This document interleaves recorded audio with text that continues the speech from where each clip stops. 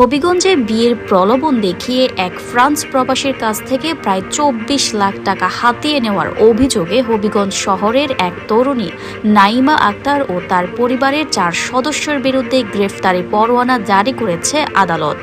এই ঘটনায় হবিগঞ্জ শহর জুড়ে ব্যাপক তোলপাড় শুরু হয়েছে এবং জনমনে নানা গুঞ্জন সৃষ্টি হয়েছে এবং হবিগঞ্জের স্থানীয় অসংখ্য পত্রিকায় তাদের ছবিসহ প্রতিবেদন প্রকাশিত হয়েছে।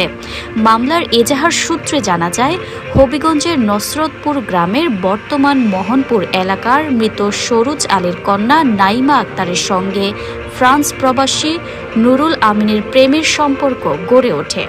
এক পর্যায়ে নাইমা প্রবাসী নুরুল আমিনকে বিয়ের করার আশ্বাস দেন এবং বিয়ের শর্ত হিসেবে নাইমা নুরুল আমিনকে জানান যে তাকে বিয়ে করতে হলে শহরে একটি ফ্ল্যাট বাসা কিনে দিতে হবে।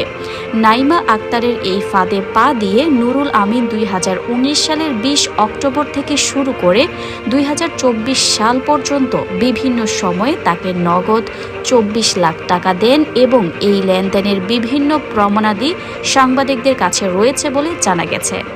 অভিযোগ উঠেছে, এই টাকা নেওয়ার পর নাইমা প্রবাসী নুরুল আমিনকে বিয়ে না করে অন্য আরেকজনকে বিয়ে করে নিয়েছেন। এই খবর শুনে নুরুল আমিন ও তার পরিবারের সদস্যরা মানসিকভাবে ভেঙে পড়েন এবং চরম বিপর্যস্ত হয়ে পড়েন। আদালতে মামলা এবং গ্রেফতারি পরোয়ানায় এই ঘটনায় ক্ষতিগ্রস্ত প্রবাসী Nurul Amin Habiganj senior judicial magistrate আমল ১ আদালতে নাইমা আক্তার, তার বড় বোন মঞ্জিলা আক্তার, ভাই সাইফুল ইসলাম, মা শরীফুন্নেসা, আসমা বেগম, আবদুল্লাহ মিয়া ও শামসুল আলম রুহুলের বিরুদ্ধে একটি মামলা করেন। মামলা